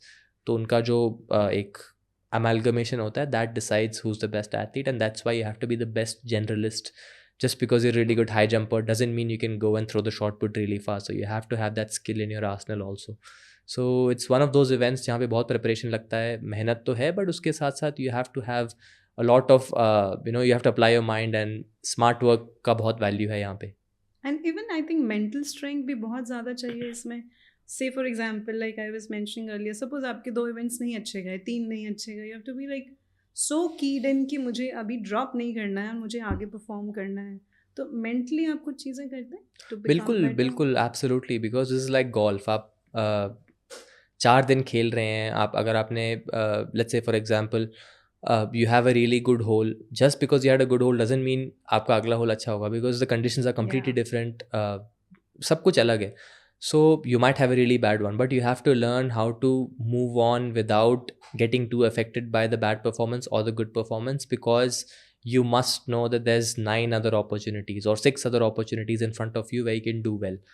Obviously कुछ लोगों के कुछ बिल्कुल ही वीक इवेंट्स होते हैं, जैसे डे 2 में मेरे जो 3 इवेंट्स हैं, those are the weakest events out of my other my total 10 में से वो डे 2 के जो 3 इवेंट्स हैं वो थोड़े से वीक है. So obviously I can't expect to gain a lot of points in those events if I go and bomb my best events. So I have to be strategic in the sense that I have to make sure that I have at least a certain benchmark that I hit in every event, and then I try and go for more points. So it's a continuous process, it's a continuous evolving process. आपको कभी भी ऐसा नहीं लगेगा कि आप sport में बहुत अच्छे हैं, because there's going to be at least one event which is going to humble you. So इसीलिए that keeps you pushing, that keeps the excitement alive, क्योंकि आपको दिख रहा है कि इतना सारा room for improvement है. So you go and try to chase that improvement and try to become the best version of yourself. So I think it's a very interesting and fun event if you really enjoy track and field and you're a purist. Right. So when you made that shift, अब आपको पहले आप high jump पे ही focus थे, अब आप javelin भी कर रहे हो, 100 मीटर्स भी कर रहे हो, हर्डल्स भी कर रहे हो, एंड पोल वॉल्ट भी कर रहे हो. मतलब सबसे मुश्किल आपको क्या लगा कि सीखने में कि यार ये बहुत वो है, या क्या बहुत इजीली आपको अडेप्ट हो गया? So इसमें आई थिंक हाई जंप से काफ़ी सिमिलर लॉन्ग जंप होता है, काफ़ी सिमिलर हर्डल्स होते हैं. So those events came very naturally to me, और वो मेरे स्ट्रॉन्गर इवेंट्स में भी आते हैं. But I think the pole vault is one of the events which I wouldn't say I struggle a lot with, but it takes a lot of time for me to understand the or grasp that event, क्योंकि उसके लिए एक तो gymnastic ability आपको बहुत चाहिए. दूसरा, it's just like the high jump but completely opposite. High jump में आप बार के ऊपर से पीछे, I mean you don't face the crossbar, your back faces the bar and then you do a Fosbury flop. So the body awareness that you have to clear the bar without even looking at the bar, that comes from years and years of practice, which I have in the high jump. But it's the exact same thing in the pole vault, but opposite. क्योंकि pole vault में आपको एक pole को trust करके ऊपर जाना है, and then you flip and then turn around and the bar is here. So it's all spatial and body awareness, but I don't have those reps in that particular event. So for that to happen, वो time के साथ आएगा, and that's why that's one of my bittersweet events जहाँ पे मुझे दिखता है कि बहुत सारा scope है, because I'm tall, I'm fast, I can get on bigger poles to be able to jump a high bar, but I just have to learn how to do the mechanics of that movement. So एक bittersweet event है जहाँ पे बहुत सारा potential भी दिखता है, at the same time मुझे दिख रहा है कि मैं उसमें कितना बेकार हूँ, तो मुझे काफ़ी अच्छा लगता है कि there's a lot of things that I can improve in this event and score points. Okay. And जब जैवलिन करते हैं, since you are so close to Neeraj Chopra, उनसे टिप्स लेते हैं उस चीज़ के लिए? नहीं, अभी तो देखें, स्कूल में भी जब आप जाते हो तो एक फर्स्ट स्टैंडर्ड के टीचर होते हैं और एक पीएचडी होता है. तो अभी मैं फर्स्ट स्टैंडर्ड में ही हूँ, तो अभी मैं पीएचडी होल्डर से बोलूँगा तो ना वो जो बोल रहा है मुझे समझ आएगा, ना वो मेरे को बता पाएगा कि मुझे क्या करना है. So I think there is a big gap that I have to fill before I can go and ask for tips from Neeraj Chopra on how to throw the javelin. But I think he's always very kind. और वो javelin के बारे में तो इतना मुझे नहीं बताते, but स्पोर्ट के बारे में बहुत सीखने को मिलता है उससे. The way he carries himself, the way he started off his journey, and today the Heights that he's accomplished literally and figuratively in the sport. I think there's a lot that we can learn, all of us in sport, outside of sport, that we can learn from Neeraj Chopra. And वो I think learning मेरे को ज़्यादा valuable लगती है rather than उनके javelin की tips है. उनसे तो आई थिंक हम लोग भी सीखते हैं that humbleness and that staying grounded despite the success. वो आई थिंक सब लोग, हम लोग भी सीखते हैं उनसे काफ़ी चीज़. राइट. एंड तेजस्विन, एक चीज़ और होती है कि जब आपने ये सब चीज़ें शुरू करी, अब जैसे इंडिया में हम देखते हैं कि जैसे शूटर्स ट्रैवल करते हैं, बहुत सारा इक्विपमेंट है, बहुत घंटे पहले पहुंचना पड़ता है एयरपोर्ट पे. अब आपके साथ भी वो चीज़ें हुई, now you have the pole vault, you have your other equipment, तो उसको भी हम लेके पढ़ते हैं कि काफ़ी दिक्कत आती है. स्पेशली आपका आई think you have around 16 feet long जो फाइबर ग्लास के आप पोल वॉल्ट लेके जाते हैं. तो वो चीज़ें, बिकॉज इंडिया में एक तो ट्रैवल करना, how do you travel, and abroad जब ट्रैवल करना हो, because I was reading a lot of things कि शायद टर्मिनल 3 में इतनी बड़ी लिफ्ट ही नहीं है, या कैसे लेके जाना है, तो वो आप कैसे करते हैं वो सब चीज़ें? सो देखिए, प्रॉब्लम भी जब कोई नहीं होती है तो उसके लिए कोई नई सोल्यूशन होती है, और जब तक किसी ने उस प्रॉब्लम को एक्सपीरियंस ही नहीं किया होता है तो फिर कोई सोचता भी नहीं कि ऐसी भी कोई प्रॉब्लम आ सकती है. So to give the viewers some context, जो पोल वॉल्ट का जो पोल होता है जिसमें हम लटक के जंप करते हैं, वो usually it's the length of the pole is anywhere from 14 to let's say 16, 17 or even 20 feet for a Mondo Duplantis. He might be jumping on 19, 20 feet poles. Okay. तो उसका लेंथ मीटर्स में कितना होता है? 5 metre, 4.5 metre, 5.2 metres, इतने लंबे लंबे वो पोल्स होते हैं. एंड ऑब्वियसली उसको आप वो एक पीस में आते हैं, उसको आप डिटैचेबल वो नहीं होते कि उसको फोल्ड करके आप वो जो टेंट के उसके तंबू के उसके जैसे आप नहीं रख सकते. Those are not detachable, so you have to carry 20 or 18 feet worth of poles intact without any bending or anything. They can't bend. So अब जब हम फ्लाइट में उसको लेके जाते हैं, इसमें भी मतलब बिकॉज ऑफ स्पोर्ट, अब आप देखें कि स्पोर्ट कितना आपको सिखाता है. Because of track and field I learned about aircraft models. Her aircraft में से किस एयरक्राफ्ट में कितना उसमें नीचे कार्गो में होल्ड होता है, कि कहाँ पे पोल घुस सकते हैं, कहाँ पे पोल नहीं घुस सकते, कौन से फ्लाइट्स में जाते हैं. जैसे कि जितना मुझे पता है A320s में नहीं जाते, लेकिन A321 एंड अबव में वो जा सकते हैं, क्योंकि उसका जो होल्ड का साइज़ है उसमें वो पोल्स फिट आते हैं. अब आप बोलेंगे प्लेन तो इतना बड़ा होता है, उसमें 20 फुट का पोल नहीं फिट आ सकता, बट नीचे जो कंपार्टमेंट्स होते हैं, कुछ फ्लाइट्स में वो कंपार्टमेंटलाइज्ड होते हैं, कुछ फ्लाइट्स में वो पूरे खुले होते हैं. So in those flights it's easy for the pole to go in and for them to harness the pole. अब T3 जो टर्मिनल 3 की प्रॉब्लम ये है, if you have to travel internationally, domestically it's becoming much easier because people understand ये क्या है। पहले तो पूछते हैं अरे ये क्या है, इससे क्या करोगे, ये फ़्लाइट में जाता है क्या। सबसे पहले तो आपको गेट में जो CISF के जवान होते हैं वो रोकते हैं, अरे भाई इसको कहाँ लेके जा रहे हो, उस दिन इससे सर ये पोल वॉट का पोल है। फिर वो समझते हैं अच्छा, क्योंकि lot of them come from the sports background, वो स्पोर्ट्स कोटा से भी आते हैं, तो बोलते हैं अच्छा, फिर they understand what the pole vault is, so they let you in. Then you go and stand at the airline counter. वो काउंटर में वो देख के हैरान हो जाते हैं, क्योंकि अरे भाई ये इतना लंबा, ये कहाँ से लेके आया, या अंदर कैसे आने दिया। देन यू एक्सप्लेन ये स्पोर्टिंग का, ये खेल का सामान होता है, ऐसे वैसे। सो देन दे से कि बट इसको हम लेके कैसे जाएंगे फ्लाइट तक। So since I have travelled multiple times domestically, then you tell them sir वहाँ पे वो जो लिफ्ट है उससे जाएगा, या फिर डिपेंडिंग ऑन द एयरपोर्ट आपको बोलो कि नहीं, आपको जो कोई स्टाफ को लेके आना पड़ेगा ताकि वो इस पोल को लेके जाके वहाँ तक लेके जाएं। Then they confirm with their higher ups कि सर ऐसा एक लंबा सा कुछ आया है, इसको हम क्या करें, ले सकते हैं नहीं ले सकते। So this is the process for poles every time. Internationally it's a little bit more challenging because terminal 3 का, जैसे आपने कहा, जो दिल्ली का सबसे बड़ा इंटरनेशनल, एक ही इंटरनेशनल एयरपोर्ट है, उसका जो लिफ्ट है उसमें पोल्स नहीं आते। सो 2-3 तरीके से बैगेज आपका जो है फ्लाइट में जाता है, और ये सब मुझे पता है, मतलब there is no reason for me to know all this, but because of poles I have come to know this. आपका जो बैगेज है, जो आप जब चेक इन के लिए डालते हैं, तो वो ऐसे करके वो बेल्ट में से होते हुए फ्लाइट तक जाता है, और पोल्स वहाँ से नहीं जा सकते क्योंकि पोल्स मुड़ के नहीं जा सकते। सो बैग तो चला जाएगा बट पोल नहीं जाएगा। सो ऐसे जो बड़े आइटम्स होते हैं, बच्चों के जो स्ट्रॉलर होते हैं, या फिर जो भी ओवरसाइज्ड आइटम होता है, उसके लिए एक स्पेशल लिफ्ट होता है जिसमें से वो ओवरसाइज्ड आइटम जा सकता है। अब पोल्स तो लिफ्ट से भी बड़े हैं, तो वो वहाँ से कैसे जाएंगे, वहाँ से भी नहीं जाते। So then people get stuck. So now what happens is, आपको एक लेटर बनवाना है, क्योंकि एक गेट है, that is gate called steel gate, वो स्टील गेट नंबर 10 जो एयरपोर्ट के पीछे होता है, और वहाँ से फ्लाइट्स के लिए खाना आना जाता है, और जो बड़े बड़े मिनिस्टर्स होते हैं, प्राइम मिनिस्टर होते हैं, उनके लिए वो गेट खुलता है, एंड तेजस्विन के लिए और मेरे लिए वो गेट खुलता है, क्योंकि उस गेट को खुलवाने के लिए आपको वहीं से पोल जा सकते हैं, because otherwise the poles can't go in. और ऐसे भी कोई गेट से अंदर बाहर नहीं कर सकता, because it's a highly secured gate. वहाँ पे 2 गेट्स लगे हैं, उसके बीच में चेकिंग, बहुत कुछ होता है, बिकॉज एयरलाइन के वो बिल्कुल साथ में है। So it's a highly secure zone. So what happens is, आपको एक लेटर पहले बनाना होता है एयरलाइन के थ्रू। So let's say for example if I am travelling on Air India, I will get a letter from the Air India check in counter saying कि ये पैसेंजर है, इनके पास एक बहुत ही अजीब सा सामान है, बहुत लंबा है, जो किसी भी जगह से नहीं जा सकता, तो आप प्लीज़ गेट को खोल दीजिए। Then the customs officer stamps and signs that letter saying yes, genuinely this is something. Then it goes to the CISF commandant. वो commandant उस लेटर को साइन करते हैं, फिर वो लेटर जाके वो जब गेट में दिखाया जाता है, फिर वो छोड़ते हैं पोल्स को। तो इसीलिए कोई भी इंटरनेशनल फ्लाइट है तो एटलीस्ट हम 5-5.5 घंटे पहले तो पहुंच ही जाते हैं वहाँ पे, बिकॉज ये सब प्रोसेस करके लेटर आने तक 3.5 घंटे तो हो ही जाते हैं। And then by the time the last 1 hour फटाफट आप चेक इन करके जाते हो, बट आपके पोल्स जब तक नहीं गए तब तक आपको जाके फ्लाइट में बैठने का कोई हक नहीं है। So because I mean naturally if my equipment doesn't get there, then what am I going to do in a competition? So that's the challenge, but I think over the last few years we've navigated that well.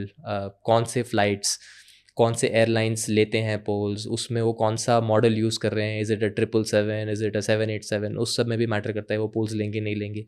So beforehand we try to book on such flights जहाँ पे वो poles लेते हैं। Certain flights have a blanket policy, जैसे Lufthansa airlines, उनका policy है कि हम पोल्स लेते ही नहीं है। British Airways doesn't take poles, it doesn't matter which flight they have, they don't want to deal with the hassle. So पहले ही फिर वो रूल आउट हो गए, then you try and book on certain flights to make sure that they will take the poles.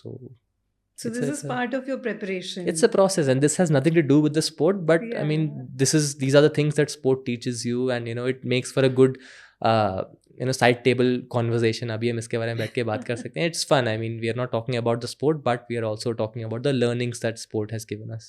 But frustration नहीं होती ये सबसे? लगता नहीं कि कुछ ऐसा करो ये सब ना हो, इजी कर दो, गवर्नमेंट कुछ संभाल ले? नहीं, बट सीखना ही पड़ेगा। जैसा कि मैंने आपको कहा, बैठ के मैं वहाँ क्रिप कर सकता हूँ, बट कौन आएगा वहाँ पे मेरे को, चलो आपका पोल में अंदर लेके जाते हैं, ऐसे कोई भगवान तो नहीं आने वाले। सो दैट्स वाई ऐसे आपको एक नदी के जैसे होना पड़ेगा। यस, कभी कभी 2-3 बोल्डर्स आएंगे, 2-3 पत्थर आएंगे, उसमें टकराना ही पड़ेगा, बट इवेंचुअली आप बार बार उसे टकराएंगे। Maybe the boulder can move out of your way, but you have to do it, and these are all problems. अब यहाँ पे गवर्नमेंट क्या कर सकती हो? मेरे लिए नया फ्लाइट थोड़ी बनाएंगे कि चलो इसमें आपका पोल आ जाएगा, ये ले जाओ। अब जो है सेक्टर उसमें जाना ही पड़ेगा, और I have to find a way. What I mean is जैसे भी शूटर्स के साथ भी होता है, वो भी बहुत घंटे पहले पहुंचते हैं, बहुत बार एक्सप्लेन करना पड़ता है कि गन्स क्यों लेके जा रहे हैं। समटाइम्स हॉकी में भी मैंने देखा है कि श्रीजेश एक बार किट लेके जा रहे थे, इवन हॉकी स्टिक्स भी नहीं लेके जा हाँ। रहे थे. तो like may be more awareness about कि थोड़ा सा सी स्पोर्ट्स में भी से ना कि जितनी स्पोर्ट्स में एक स्पोर्ट्स पर्सन की लाइफ ईजी होगी, माइंड फ्री होगा, the better the performance. But again I know you will say it's an ideal world, Yeah. But like so that's how, that is what I meant कि maybe some efforts can be put कि you know these things or these burdens are off the athletes. Yeah, I think so. I think to an extent, it's very important. But at the same time, मेरा इसमें view थोड़ा अलग है. I really believe that athletes shouldn't be babied. Yes, Okay. there should be certain systems in place ताकि process आपका smooth हो जाए. But at the same time, I think athletes are extremely smart and human beings जो अपने sport के learnings को life में implement कर सकते हैं. और अगर मेरा स्पोर्ट मुझसे डिमांड करता है कि मुझे एक्सट्रीमली पेशेंट होना है 2 दिन के लिए और मैं 2 घंटे जब मेरे पोल अंदर जा रहे हैं उस समय मैं वो ट्रेट को एग्जिबिट नहीं कर सकता, तो मैंने अपने स्पोर्ट से क्या सीखा. So I think it's really important that we have those opportunity. Obviously you want people to know, but at the same time in that initial period before Gagan Narang और अभिनव बिंद्रा और Neeraj Chopra won that medal, nobody knew who a javelin was. वो javelin को भी अरे ये क्या भाला लेके जा रहे हो एयरपोर्ट में रोकते थे. आज जब वो javelin जाता है तो वो बोलते हैं ये तो नीरज चोपड़ा फेंकता है, ये वाला javelin वो फटाफट अंदर चले जाता है because now the awareness is there. So now the onus is on the athlete, the onus is on me to make the sport so popular that the moment somebody sees a pole vault, they say कि हाँ ये तो अंदर चला जाएगा. So I think that's my opinion on this. Okay, very interesting. Okay, and Tejaswin, आपका हम starting में बात कर रहे थे डोपिंग का, and it is still so prevalent. पीछे एक रिपोर्ट आई थी इसी साल की कि India is number 1 in doping, which is actually very shameful. आपका क्या व्यू है उसको लेके? I agree with you. It's very shameful. It's very sad that medal tally में हम first में नहीं है, but doping tally में हम first में है. I think there's obviously 2 things to it. आप athlete को जितना भी blame करना है कर सकते हैं, but ultimately, and the even sad part among all of this is the fact that most of the numbers जो doping के आते हैं वो age group वाले category से आते हैं. These are below 20 kids who are getting caught for doping, not even male or female athletes who are grown up people. So that's even more saddening के छोटे एज में एज ग्रुप कॉम्पिटिशन्स खेलने के लिए अगर बच्चों को डोपिंग का सहारा लेना पड़ रहा है और ड्रग्स और इन सब चीज़ों को करना पड़ रहा है. So I think it calls for a serious we need to reevaluate हम स्पोर्ट्स में कर क्या रहे हैं. That being said, the onus is not just on the athletes but also the coaches, I think, because a coach creates the ecosystem. बच्चा जो school का आता है छोटा सा आपके पास सीखने के लिए, उसको उस समय नहीं पता होता डोपिंग क्या होता है क्या नहीं होता है. वो अपने सीनियर्स से और अपने कोचेस से ये लिंगो सीखते हैं और they learn about all these things from the coaches. So if for the coaches watching, for the parents, I think coaches are extremely answerable. We must ask the right questions, and the coaches have the moral responsibility to not just make the athlete the best athlete that they can be, but also a responsible human being. क्योंकि हम ये सब करेंगे sports में तो फिर then ultimately the result is there. Obviously you can win a medal, but how many can you win in the span of 10 years? Eventually somebody is going to get caught, and when that happens, जो आपने वो एक medal भी जीता उसकी value क्या रह जाती है, आपकी बदनामी इतनी ज़्यादा होती है. So I think slow and steady always wins the race. That's what I've believed in. खरगोश की रेस में हमेशा कछुआ ही जीतता है, चाहे वो खरगोश कितना भी फास्ट हो, because ultimately it's not about being fast, it's about being smart.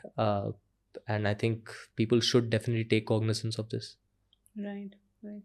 And I was seeing आप बहुत आपके मतलब very interesting facets to your personality. आप एक चीज़ करते हैं, आप अपना YouTube जो चैनल पे डालते हैं, I've seen you chronicle all your training sessions. तो उसके पीछे क्या थॉट है? Like are you trying to teach the youngsters और मेकिंग पीपल मोर अवेयर?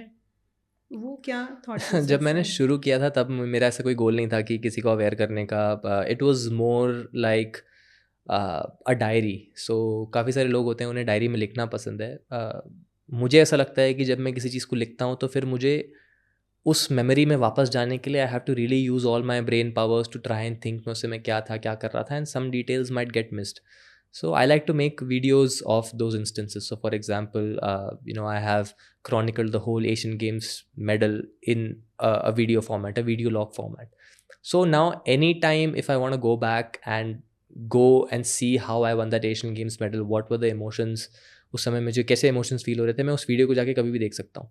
ठीक है, I lived that emotion, so maybe it's not as relevant.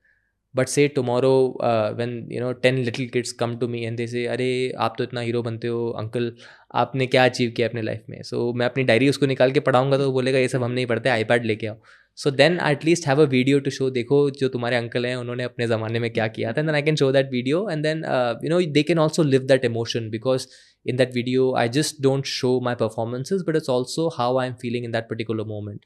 So going back to that Asian Games vlog wala video, there after my second event I have a hamstring issue, so I'm talking about how I'm dealing with the hamstring issue, it's really hurting but I want to push through, aise waise, and then eventually I win a medal. So now all these things become very important pieces in how we were able to get to that medal. So for a lot of competitions, for my recent national record, in sabko maine video log kiya hai, so it's like a diary for me.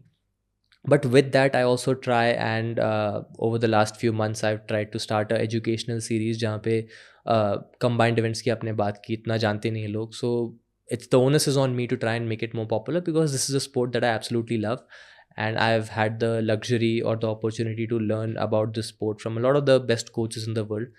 तो जो इतना मैंने सीखा है, I think it's my duty to try and bring it on to the next generation, और at least whoever is interested in it. So मैं उसको Chronicle करता हूँ और मैं वो वीडियोस बनाता हूँ ट्रेनिंग थियोरी के बारे में, पीरियडाइजेशन के बारे में. I just find topics that are relevant to the sport and try to be a voice that people can listen to or watch and try to learn something, or at the same time maybe just understand what the sport is all about. So No, I think it's great because when I saw it, when we were doing research आपके बारे में, जब मैंने वो देखा मुझे वही thought आया कि यार कितने लोग हैं इंडिया में, ये थोड़ा सा इशू है कि हर किसी को नहीं पता होता स्पोर्ट्स शुरू कैसे करना है, yeah. या करना भी है तो नेक्स्ट स्टेप क्या है. At least through your journey right before their eyes it can be an education for them also. बिल्कुल, and a lot of it's educational format जहाँ पे मतलब आई थिंक डोपिंग पे अगर हम वापस आएँ तो lot of doping happens because there is no road map. मतलब सबको एक ग्लिटरिंग मेडल दिखता है कि नेशनल में मेडल है, स्टेट लेवल पे मेडल है, ओलंपिक्स में अगर आपको मेडल लेना है तो हम एंड रिजल्ट देखते हैं. अभी नीरज चोपड़ा का भी जब तक उनका जर्नी के बारे में किसी को पता नहीं है, हमें बस रिजल्ट दिखता है कि देखो चमकता हुआ सोने का मेडल उनके गले में है. But then if you don't know the journey of somebody, the ups and downs that they faced, how will you be able to relate. तो आप आज यहाँ पे खड़े हैं, अगर मैं एक छोटा बच्चा हूँ, स्टेडियम में जाता हूँ, मैं अपने कोच के पास, जो भी वहाँ पे कोच होंगे, मुझे वो दिखेंगे, मैं उनको बोलूँगा सर मुझे नीरज चोपड़ा के जैसे बनना है. तो उससे ज़्यादा एज एन एथलीट मुझे कुछ भी नहीं पता है, because I know the end goal and I know where I am at today, I don't know how to get there. So now that's why I say the responsibility rests with the coach, कि आपके पास एक तरीके से आप उस बच्चे के लिए भगवान हो, जो उसको रास्ता पॉइंट ए से लेके पॉइंट जेड तक जाने का आप उसके लिए कार्व कर रहे हो. तो आप अगर उस समय उसको डिटूर में लेके चले गए और आपने उसका एक्सीडेंट करवा दिया डोपिंग या ऐसे कुछ करवा के, तो एक तरीके से the onus is on you. अगर आप उसको सही रास्ते में ले गए और उसके बाद भी उनका रिजल्ट नहीं आया, तो फिर दैट इज़ लाइफ. स्पोर्ट्स, ये एक स्पोर्ट्स आपको गारंटी नहीं देता कि आपको मेडल मिलेगा, but at least the onus is on you to show the kid the right path. अब मैं कितने बच्चों के लाइफ में बदलाव लेके आ सकता हूँ उसका तो मुझे पता नहीं है, but I think if I can sit here and talk a big game about coaches having to have onus, I think the onus is also on me to at least put out good information, या अपने social media के through जो proper right channels हैं जिनके through मुझे success मिला है, I can talk about those things and people can learn from it or choose to just watch it and move on. So at least from my side I'm doing the right thing, is what, that's the conviction that I have in my heart. तो इस reason की वजह से मैं video बनाता हूँ. मुझे उससे कुछ इतने, उसमें कितने 500,000 कुछ व्यूज़ आते हैं, तो कोई मोनेटाइज वगैरह नहीं होता, but it's just out of passion, just out of love for the sport and just to be a credible voice in the sport. That's the whole idea. Okay okay. And आपके you are also fond of tattoos I think, और कुछ tattoos आपने बनाए हैं. Can you tell us about that, और क्या उसका कोई सिग्निफिकेंस भी है? मतलब ऐसे फॉन्ड ऑफ टैटूज़ तो जब मैं टीनेजर था तो उस समय मुझे वो टैटूज़ का क्रेज़ था. So when I was in 11th standard, this was right after again going back to when I broke the national record in 2017. Okay. तो उसके बाद in 2018 I had a back injury, और मैं बिल्कुल ही for 6-7 months I wasn't able to compete at all, no training, nothing. I just wasn't able to do anything because it was like a slip disc. मैं पहली बार weights उठा रहा था और मैंने हार्ड बॉडी में ज़्यादा वेट डाल दिया, and I had a really bad spine issue. So there were 2 trainers at that time who were helping me, और काफ़ी अच्छे से उन्होंने मेरा रिहैब देखा, and then at that time they told me that you're a beast, you can do this.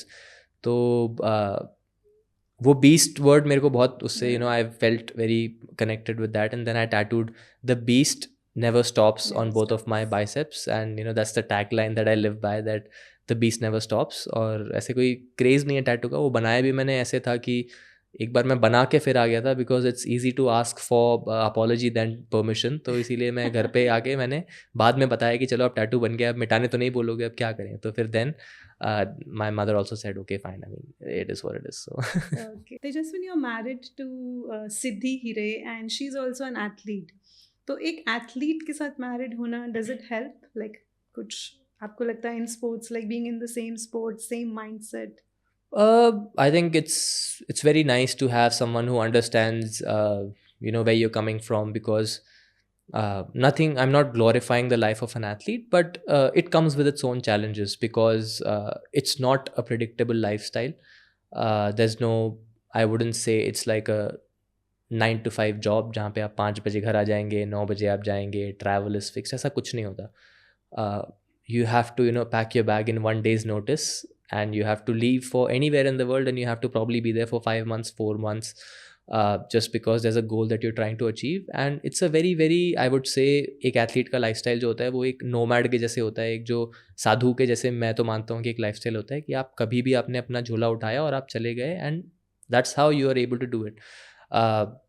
In my case, what I like to do is, especially in crunch periods जहाँ पे मैं अपने परफॉर्मेंस को improve करने की कोशिश करता हूँ, I try to move away from my house, try to go to a different country, go to a different location जहाँ पे कोई मुझे नहीं जानता, मैं किसी को नहीं जानता. I'm cooking my own meals, going back, coming, training, all these sort of things, just to get into that zone mindset of trying to be the wolf that climbs the mountain. I don't want to be the wolf that's already on the top of the mountain, because that curbs the hunger. I want to be hungry as when the first time I was trying to achieve a certain medal or a certain goal. So वो hunger पाने के लिए I try to move away in those crunch situations from all luxuries that I have.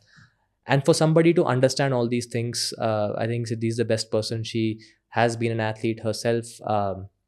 Right now she's working on a startup. उनका खुद का startup है जहाँ पे we try and help athletes get opportunities to go to the US, compete just like I did. So मेरे case में Gary वो angel थे, and it was all luck by chance. But to honor Gary, what we try to do is we try to eliminate the luck aspect, and Siddhi goes to competitions, tries to identify kids, and tells them about this opportunity, and if they're interested, then we help facilitate that process for them to go to the US. So इसमें सिद्धि काफ़ी busy रहती है, but then I think the biggest advantage that I have is she's there and she understands that I'm somebody who can just pick up my bag and leave the next day, and then she'll be fine with it.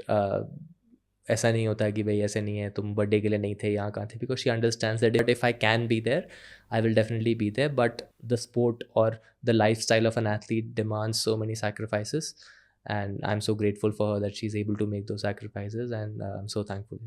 Yeah, that's beautiful. Thank you. Yeah, okay. And okay, talking about your career, her athlete का एक सपना होता है कि Olympics में compete करना है. आपने भी शायद ट्राई किया था टोक्यो के टाइम पे, पेरिस के टाइम पे. सो लाइक मूविंग अहेड, आप ओलंपिक्स के लिए भी तैयारी कर रहे हैं क्या?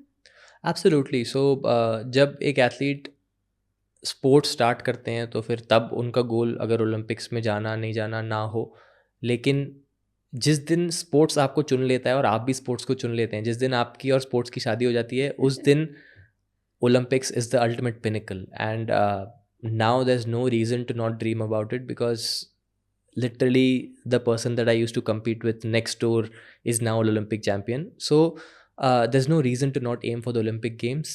In 2024 Paris, I put all my efforts. एडी चोटी का मैंने जोर लगा दिया था ओलंपिक्स में क्वालिफाई करने के लिए, and I missed out by 2 spots. I think top 36 go to the Olympic Games in the world.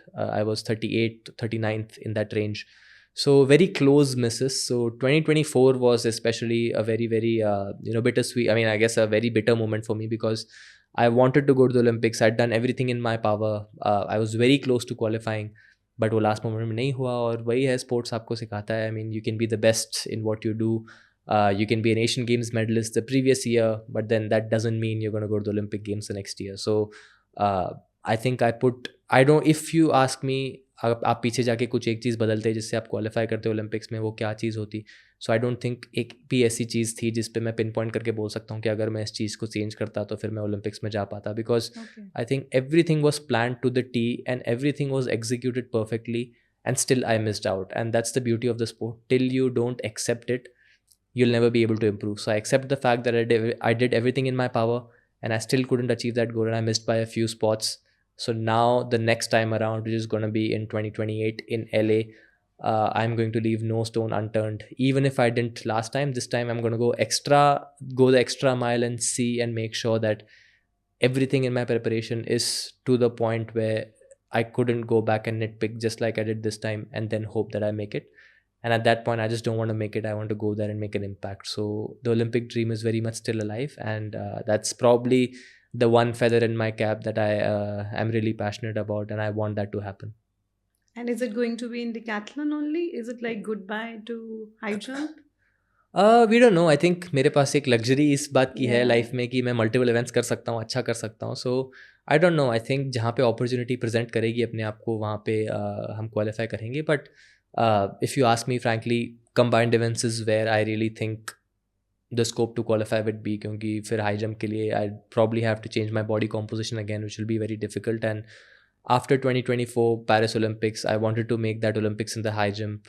I came very close, but वो miss out हो गया. And that day I promised myself कि चलो अब I'm making this shift to the combined events, to the decathlon, so I'm not going to go jumping around her event में नहीं करने वाला हूँ. So now my primary focus is going to be the decathlon.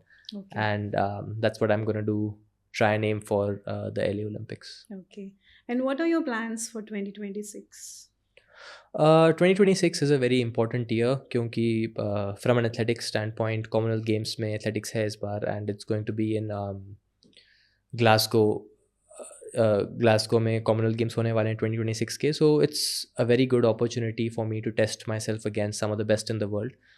For some sports, you know, they might argue कि Commonwealth Games उनके लिए weak होता है, इतना competition नहीं होता. But in athletics, it's a full field, it's a stacked field because you have countries like Australia, Jamaica, Great Britain. So they send a very strong team. So decathlon event में भी बहुत सारे जो अच्छे decathletes हैं वो इन countries से आते हैं. So it's going to be a great opportunity for me to test myself against some of these, you know, legends of the sport, but at the same time try and make a dent and, you know, beat somebody so that I can land amongst the medals. So that's the excitement of the Commonwealth Games. Asian Games is also in 2026, and that's even more prestigious for me personally because there I have something to lose. I won the silver last time, so this time I think the only answer जो मैं अपने आप को दे सकता हूँ वो ये है कि एक मैं गोल्ड मेडल जीतूँ, नहीं तो फिर क्या ही फ़ायदा पिछले बार सिल्वर जीतने का. So now there are stakes and the stakes are very high, so that's why I'm excited for the Asian Games and to try and go and make a huge impact there. And we'll end this with a quick rapid fire with you.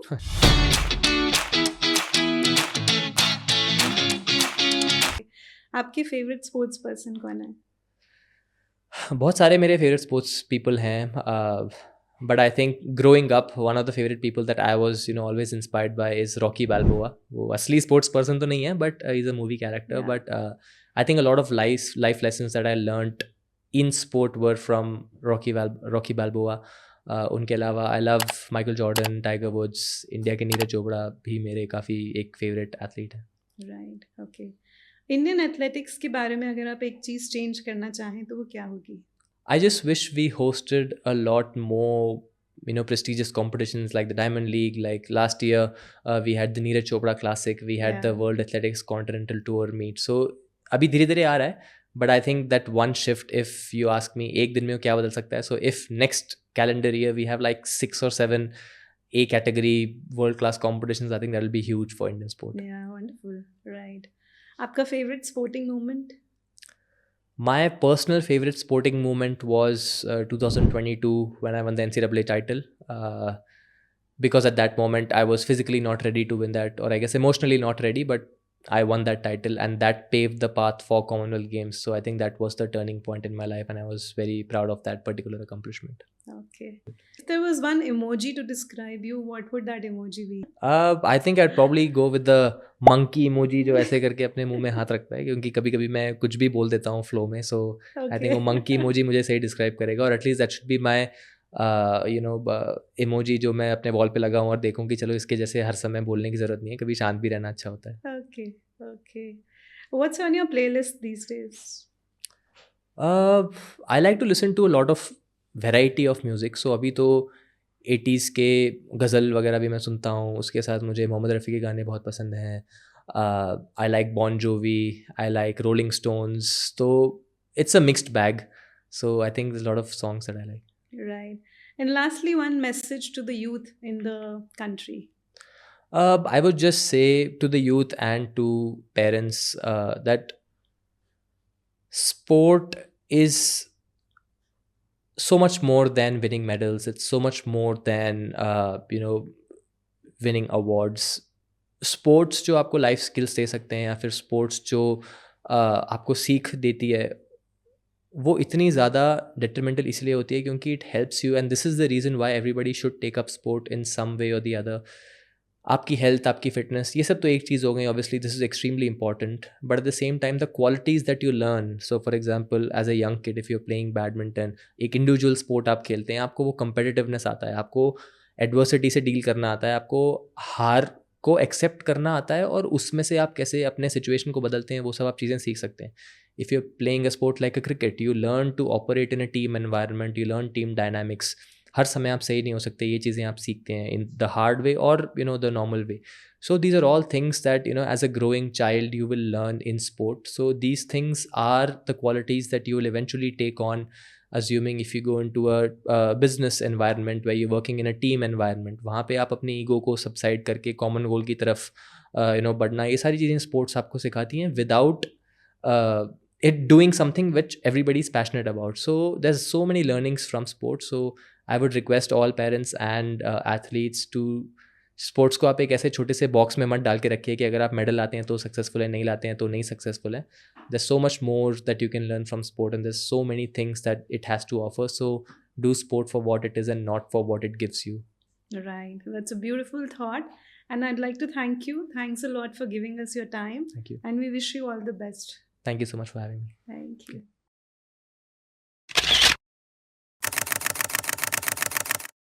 पूरे competition में मेरे मन में यही चल रहा था कि मिस एक भी नहीं होना चाहिए, मिस एक भी नहीं होना चाहिए. Luckily up until 222 I made the height in my first attempts, and then obviously the other two, the Australian Brendan Stark and Hamish Kerr, who won the Commonwealth Games that year. Today he's the Olympic champion. So very strong field, but obviously the heights were not that high that day because thoda sa thand thi atmosphere mein.